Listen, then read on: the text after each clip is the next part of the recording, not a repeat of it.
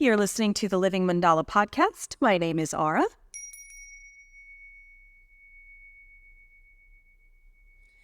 And the series continues, Color and the Living Mandala. Of course, I'm joined by Nicole Cullum with Color Caravan. Hello. Hello. And we're going to do a twofer in this episode, simply for, I guess sort of practical reasons.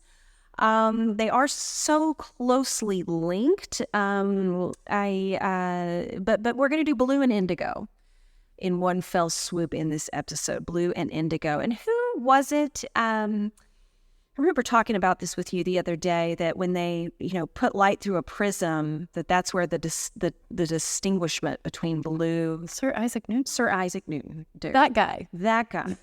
that division between blue and indigo was, on the, spectrum, the measurable spectrum, the visible light spectrum, that they were differentiated. He actually included indigo and not blue.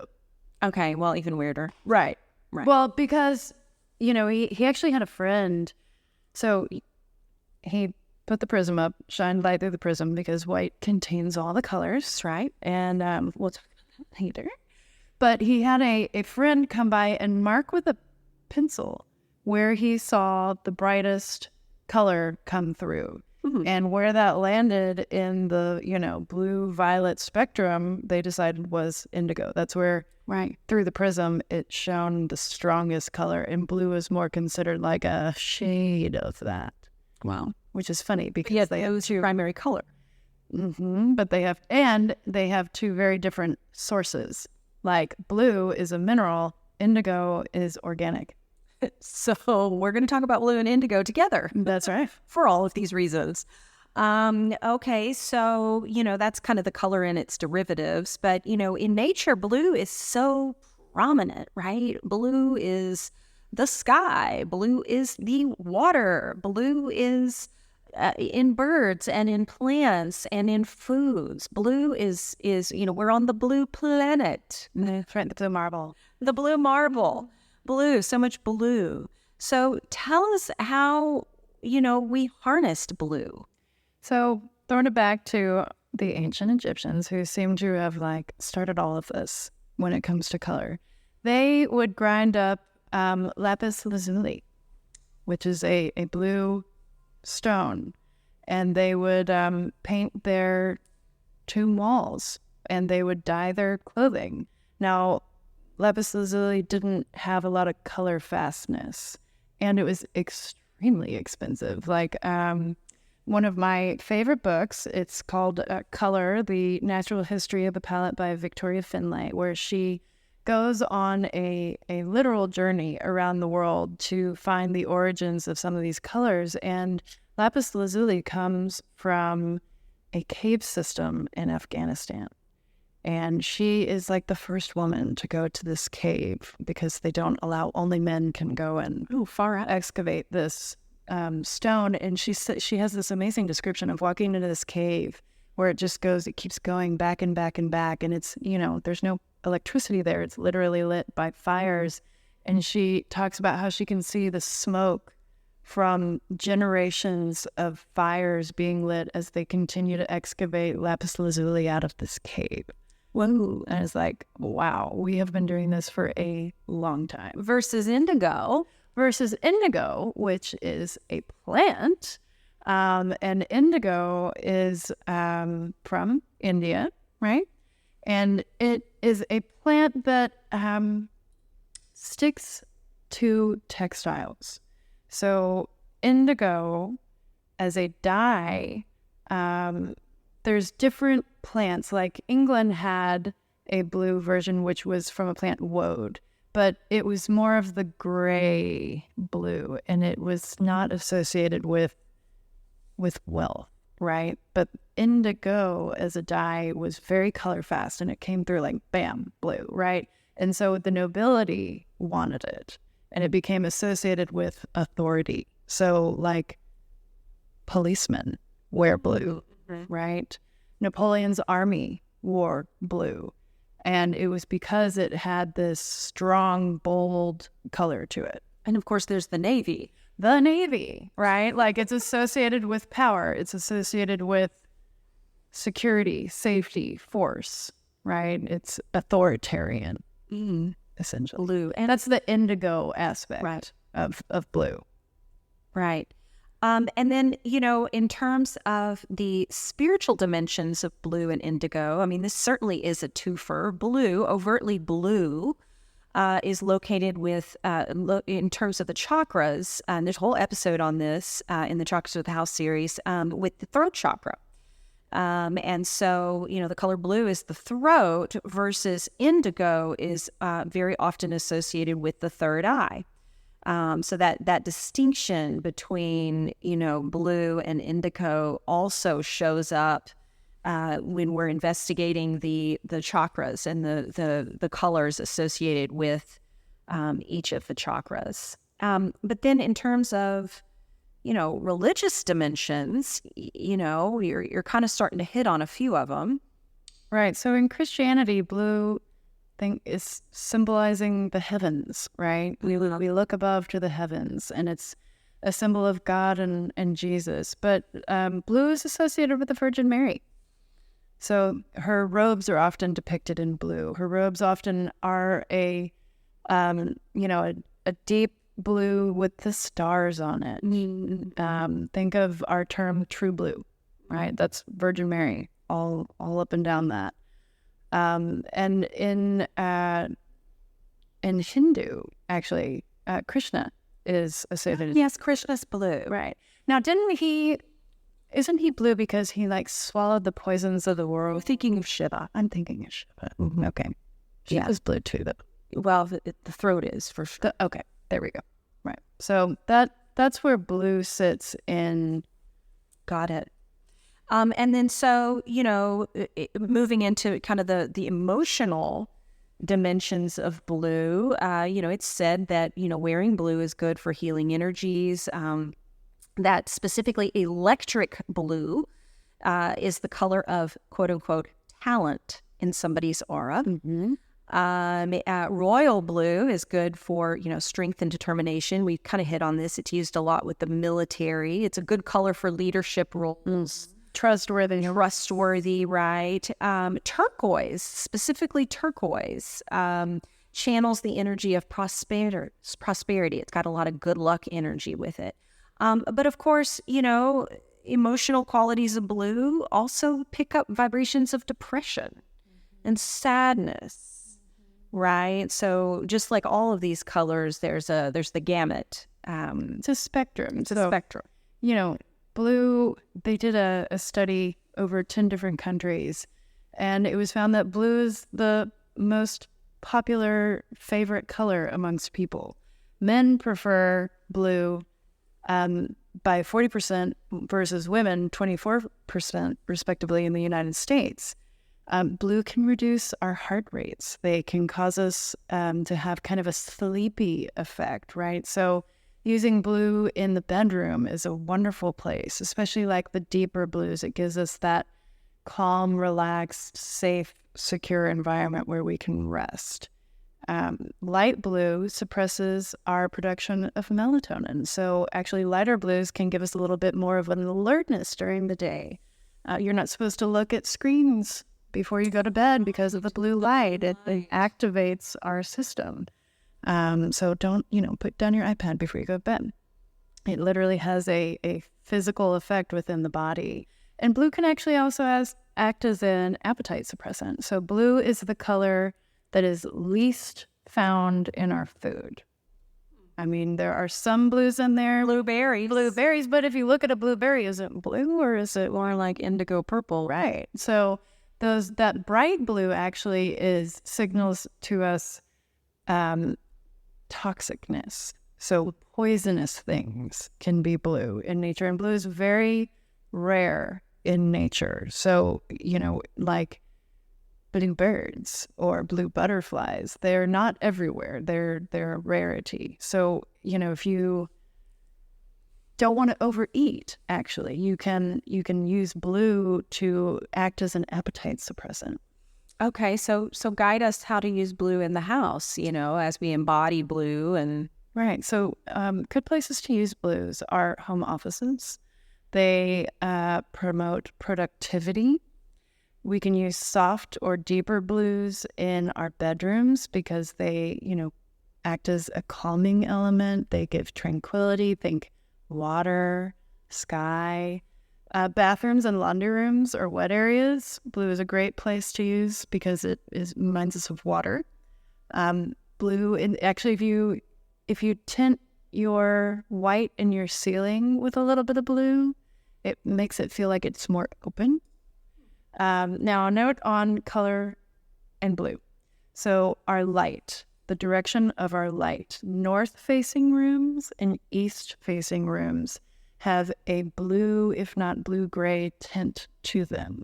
So if you are painting your rooms, you want to choose a paint that has a warmer undertone to color correct blue light in north or east facing room. Fair enough. Now, if you choose, this happened to my mother actually.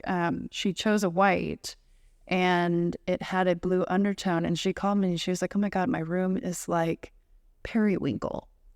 And I was like, "Well, what direction are your windows?" And she was like, "They're north." And I was like, "What color did you pick?" And I was like, "Well, that's got a blue undertone," and it just picks it up. So it really can, the direction of your light can affect your color. So just know if you've got north or east facing rooms, choose a color that has a little, you don't have to go yellow because then you're going to go into the greens, right? But choose a color that has a little bit of a slightly warmer undertone so that your walls don't turn, Bluer than you will. What's the girl from Willy Wonka that turns into a blueberry? Violet. You're turning violet, Violet. Yeah. Yeah, because she... so in feng shui, blue activates water element. And for obvious reasons, black will also do that, but we'll get to that when we get to black. It activates water element. And of course, water element is very prominent in the career and life path area of sector of the home. So that's going to be in and around the front door. Blue is often used in this area to enhance career prospects, life path clarity, things like this. It's also a good place to put a physical manifestation of water, like a fountain is very positive near the front door. Fountains also can be used in the wealth sector of the home. You don't want to put water, for example, in or even blue in the fame and reputation area of a home, because that element is fire. The color is red. And what does water do to fire? It puts it out. Oh. So you don't ever want to have like a water feature or a lot of blue in that sector of your home. Or even your property for that matter. I have several outdoor fountains at my home, and I've got one by the front door, external, and then I've got one in my back left corner of my property. Because again, putting it in the center back, that's where fire is. So that's where you want to put red. You want to decorate with red. You want to have red flowers. You want to have fire element, pointy element things, not flowing dark. So how do you deal with that in the home? Like if the kitchen is the center of the home, right? Well, the kitchen's rarely the center of the home, but bathrooms could be a good example. Where you've got the sort of the wrong element in the wrong place. Mm-hmm. That happens unless you have control, architectural control of your space, which would be optimal. I mean, indoor plumbing and water features in the home, you don't get to always choose that, right, unless you're doing a custom build, and so what you have to do is augment those features. So if you've got fire in the quote-unquote wrong spot or water in quote-unquote the wrong spot, you have to balance it out with things. Like in the red episode, I talked about, tying the red ribbon around the pipes. Right. So like that's a way to offset the water, which, energy, just you flush it down the toilet every time you flush. Yeah, excuse me. And so blue though really brings up the possibilities around water. Same with indigo. I would argue that indigo is a similar vibe in the sense that it really brings to mind water. So blue and indigo can be used where they're needed, basically, to create more balance. Right. Those deep indigos, they're meant for like rest, Right. mental power. It promotes deep concentration, and actually is like the indigo aspect of is associated with organization. So home offices, masculine areas, Right. wet areas. Those deeper blues really they promote tranquility, rest, relaxation, and safety. That's right. Well, and I don't want to go too far on this tangent, but in with children, there's always the pink and the blue and the whole gender Right. thing, and that long-standing, deeply embedded psychological color signaling. We're back on that topic again. That blue, signal. If you go to a restaurant, oftentimes, even like the doors to the men's and women's restrooms will be blue and pink or something like that. It's very, very common. I digress. In terms of the planetary astrology, blue is the yantra anyway. Blue is associated with Friday and with Venus. And so very often, Friday is Venus. Of course, with the chakras, Venus is the heart, which is green. So, these things don't line up perfectly from system to system to system. But in terms of the planets, Friday is Venus and associated with blue, specifically kind of the lighter blues, the periwinkle blues. So very, very often on Fridays, you will see me wearing all the shades of blue. Also, though, because it's Venus, really any color that has a very overtly feminine vibration is also good for Fridays. And so Friday is the one day of the week that I feel like you could wear any color, especially if you're a woman. But you can wear any color as long as it overtly, brings to mind femininity because of that Venus. So that's Friday. In terms of the embodied goddess, okay, blue and indigo. So let's see. I have 6. Oh, you have more than I do. Okay, so I'll start. Okay. And I'll start with one you already sort of mentioned. I'm going to start with Mother Mary. Yes, ma'am. That's kind of, we already sort of Trustworthy. Blue, Mother Mary. Blue. Yeah. That's Okay. I will go with Persephone, the Greek goddess of spring, the innocent maiden, but yet also queen of the underworld. Okay, cool. I'm going to go with Blue Tara. Yeah, good one. Tibetan goddess of liberation. Like I said earlier, Tara's got many colors associated with her. Tara is so all-pervading and all-powerful that she needs 21 different versions of herself. She does. You know what I'm saying? So Tibetan goddess of liberation. All right. Osun, a southwestern Nigerian goddess. She is a river goddess. She is associated with water, purity, fertility, love, and sensuality. Okay. I've got Sedna. Sedna is an Inuit goddess associated with sea creatures and the ocean depths. She's got a really tragic story where her fingers get cut off and they turn into sea creatures. But anyway, because of her linkages with the ocean, I'm saying Sedna.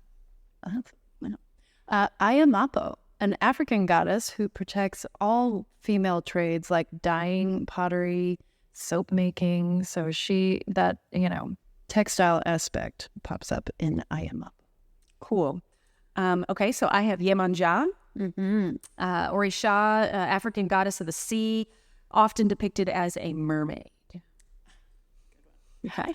Demeter, she's my last one. She's a fertility goddess of the harvest. She is the mother face of the triple goddess. Cool.